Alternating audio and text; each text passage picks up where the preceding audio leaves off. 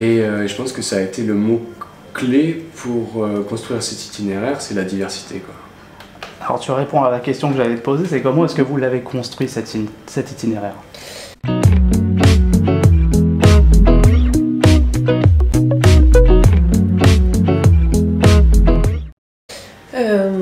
Avant de partir, on a essayé d'imaginer un itinéraire, on avait envie de savoir un peu à l'avance dans quel pays on allait passer et par où globalement on allait passer. Ce qu'on a tracé avant, c'était vraiment les grandes lignes de cet itinéraire.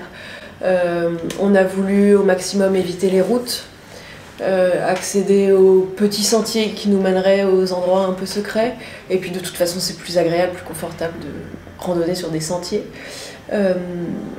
Comme disait Neil, on a voulu mettre des villages évidemment, mettre la rencontre en fait au cœur de cet itinéraire, la rendre possible, aller la chercher 2 fois plus loin, 2 pas vers l'autre, tu vois. Et après, au jour le jour, l'itinéraire il a changé, on le savait au moment de partir, nous ce qu'on voulait c'était un cap, en gros, mais au jour le jour il a changé au gré des saisons, de la météo, des rencontres, des gens qui nous envoyaient dans des coins un peu secrets autour de chez eux, ou qui nous disaient mais ma grand-mère habite là-bas, je sais que c'est pas sur votre route ou que c'est un détour, si vous y allez, enfin voilà, elle a vraiment envie de vous recevoir, allez-y, et puis bah on y allait quoi. C'est là que c'est le meilleur, j'imagine. Ouais, c'est là que c'est le meilleur. La première rencontre, est-ce que vous vous souvenez de la première rencontre que vous avez eue qui a peut-être changé en fait totalement votre itinéraire? Complètement, ouais. Tout à fait. La question est super juste. Au Portugal, c'était peut-être dans notre première semaine, on a rencontré les Kanaki. Alors c'est comme ça qu'ils se font appeler, parce que c'est une famille de voyageurs. Un jour, on était au supermarché comme ça, en train de réapprovisionner un petit peu la nourriture, et il y a cette dame qui nous tape dans le dos, qui avait vu le petit drapeau sur le sac de Marie et qui s'est tout de suite dit tiens, mais ça c'est, il y a un projet derrière, il y a un truc et tout, et qui vient nous voir. Elle était française, quelques années auparavant, avec leur petite fille de 5 ans, ils avaient fait un tour de l'Europe en vélo, un projet qui s'appelle les Kanaki roulent. Et tout de suite, bon bah voilà, elle nous a posé plein de questions, elle a compris ce qu'on faisait, et elle nous a donné quelques conseils, notamment celui de ne jamais dire non. No. Simplement parce qu'on souhaitait marcher, de garder la marche comme moyen et pas en faire un but, une finalité. Elle nous a invités chez elle, elle habitait vraisemblablement pas tout près. Pour nous, ça va représenter certainement une journée ou 2 de marche pour y arriver. C'était d'ailleurs derrière sur l'itinéraire, et je pense qu'on ne serait pas allé chez elle si on avait dû marcher. C'est là qu'on est monté dans une voiture en se disant oh là, on monte dans une voiture. On avait dit qu'on ne le ferait pas. C'était une complète hérésie. En fait, la voiture, c'est pas un problème, c'était pas du tout le sujet du truc. On y est allé et on a découvert cette famille juste géniale. On a passé un très très bon moment. Et puis voilà, ils nous ont partagé plein de conseils, des erreurs aussi qu'ils avaient fait sur leur propre voyage, et notamment celle-ci. Et ça a énormément conditionné le reste du parcours, parce qu'on s'est senti beaucoup plus libre d'aller rencontrer l'autre.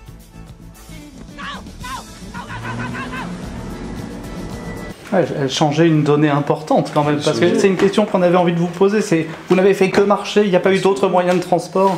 Au départ, c'était une règle pour nous, c'était on ne montera pas dans une voiture. Et bah voilà, une semaine après le début du projet, on l'avait déjà abandonné. Alors on s'est pas tellement servi de la voiture pour avancer. Quand on est allé dormir chez cette famille, c'était en arrière sur notre itinéraire. On est monté dans cette voiture parce qu'on avait envie d'aller à la rencontre de ces gens, que ça nous semblait finalement pas être une grosse entorse à ce qu'on s'était mis en tête, puisque ça ne nous faisait pas gagner de temps ou des kilomètres. Et après, dans les faits, 2-3 fois, ça nous est arrivé de monter dans une voiture par nécessité. Par exemple, on n'avait vraiment plus rien à manger et on était à encore, je sais pas, à 10 km d'un village et on savait que les commerces allaient fermer. On avait un besoin impérieux d'une pharmacie et pareil, on savait qu'on ne pourrait pas y accéder à pied le jour même. Voilà, la nécessité a fait, peut-être 2-3 fois, qu'on a fait cette entorse entre guillemets, mais sinon on ne s'est pas servi d'autres moyens de transport pour avancer, quoi. Et la règle d'or, c'est un peu devenu surtout ne pas dire non. arriver à accepter l'hospitalité, à accepter les cadeaux, à accepter tout ça. Et c'est souvent des choses que les gens ont envie de faire. S'ils le proposent, c'est que ça leur fait aussi plaisir. Et c'est pas forcément un réflexe qu'on a tous de dire oui à la générosité, à l'hospitalité. Et c'est devenu un peu une règle de devenir un yes man. Et d'aller là-dessus, tu vois. Ça fait penser à ce film, complètement. Et il se passe des choses quand on dit oui. Exactement, il se passe des choses quand on dit oui, elles sont pas prévisibles, elles sont souvent très sympas, et voilà, ça a vraiment été un mot d'ordre, quoi. Faut pas avoir peur. Et ça m'amène à la question suivante, c'est les rencontres. Finalement, j'imagine qu'il y a mille moyens d'en faire. Toi, tu nous disais en off tout à l'heure que ta casquette était un bon moyen de faire des rencontres. Il y avait le petit drapeau sur ton sac à dos. Mais comment est-ce que vous avez rencontré les gens la majorité du temps? Il y a pas une méthode, mais enfin, c'est quelque chose qui revenait régulièrement dans la rencontre. Bien sûr. En étant prêt à la rencontre, en fait. Juste dans nos attitudes, je pense. Et ça, c'est un truc qu'on a appris aussi au fil du voyage. On peut pas arriver quelque part et se dire ok, j'ai vraiment envie de rencontrer les locaux, d'apprendre comment ils vivent, etc. et ne pas la rechercher, ou en tout cas avoir une attitude qui pousse à la conversation et à la rencontre. Concrètement, nous on parlait à tout le monde. C'est-à-dire que quand on traversait un village, ou même entre deux villages, quand il y avait un gars en train de travailler sur son tracteur ou quoi, on disait bonjour à tout le monde. Et puis dès que c'était possible, on engageait la conversation, on expliquait ce qu'on était en train de faire, ou on demandait de l'eau, même si on n'en avait pas forcément besoin, juste pour engager la conversation.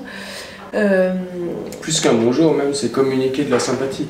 Même au mec qui est là avec son tracteur, c'est un grand sourire, des grands mouvements, et arriver à montrer qu'on a tous un impact les uns sur les autres, qu'on l'a vu et qu'on est content de le voir. Et c'est vrai, on était content de le voir, quoi. Les gens le ressentent. Et les gens le ressentent, exactement. Et je pense que quand on se met dans ce genre de disposition, d'un seul coup, on voit toutes les portes s'ouvrir et les gens sont sympas, et on arrive à trouver les personnes qui ont vraiment envie d'échanger aussi. Et ce qui a été intéressant, c'est de voir qu'aussi on peut perdre ça. Qu'il arrive des moments où si on est un peu down, qu'on est un peu fatigué, qu'il nous est arrivé une ou deux bricoles humainement moins sympas, on peut vite refermer sa petite coquille et se dire oh là là, ils sont moins sympas, et en fait c'est nous qui devenons moins sympas. Et ça, c'est un vrai effort qu'il faut faire pour arriver toujours à s'ouvrir, jamais se laisser polluer par une ou plusieurs mauvaises expériences, mais garder vraiment cette foi en chaque rencontre comme un truc qui peut déboucher sur vraiment un moment sympa, quoi. Tu devances toutes mes questions, parce que j'allais dire, quand on est dans les conditions dans lesquelles vous étiez, c'est-à-dire de la marche, c'est extrêmement physique, on reviendra sur le volet préparation aussi, t'es pas toujours dans une position enthousiaste. J'imagine que la fatigue se fait sentir, peut-être aussi la peur de comment on va, où est-ce qu'on va se loger ce soir, qu'est-ce qu'on va manger demain. Mais globalement, les moments, enfin, vous étiez quand même plutôt enthousiaste, quoi. Globalement, vous n'avez jamais été miné. Ça a été une nécessité, enfin, il fallait être enthousiaste. De toute façon, je pense que depuis le début, c'est quelque chose, on a compris ça assez rapidement. Il fallait être ouvert et dynamique pour pouvoir toucher tout ça. Et du coup, bon bah voilà, il y a des petits moments où on ne peut pas contrôler la fatigue qu'on a, et ce genre de choses, quoi. Mais on voit que ça a un impact, et il y a toujours un moment où tu prends un petit peu de recul là-dessus en te disant attends, il s'est rien passé là depuis 3 jours, c'est peut-être aussi parce que nous on génère quelque chose qui est moins cool, quoi. Oui, donc on a vraiment travaillé là-dessus, entre guillemets, même si c'est devenu en fait une routine et un mode de vie, une façon d'être carrément. Mais oui, il y a des jours où on n'a pas envie, en fait. Ça arrive à être une routine, un périple pareil? Ouais. Parce que dans notre vie de tous les jours, la routine, il faut vraiment que les vies soient poussées à l'extrême pour qu'on fasse exactement les mêmes choses tout le temps, en racontant les mêmes choses, en parlant aux mêmes gens. Et on a tous l'impression d'une routine, finalement. Je pense que la routine, c'est une impression. Il se trouve que nous, de temps en temps, quand on se lève avec le soleil, qu'on regarde la carte, qu'on plie le camp, qu'on prépare nos sacs, qu'on avance pour faire 10-15 000 pas jusqu'à la prochaine pause et qu'avant 17h, on sait qu'on doit essayer de se rapprocher d'un bar ou d'un village si jamais on veut rencontrer quelqu'un, parce qu'après la nuit tombe, il y a des choses qui se répètent, et après c'est à nous de voir tout ce qui ne se répète pas dans nos journées, que ce soit ici ou dans une aventure comme celle-ci, pour arriver à gommer la routine un peu, parce qu'il y a plein de choses au-delà de cette routine qui change non-stop. Un jour sans fin. Mais qu'est-ce que tu as fait aujourd'hui?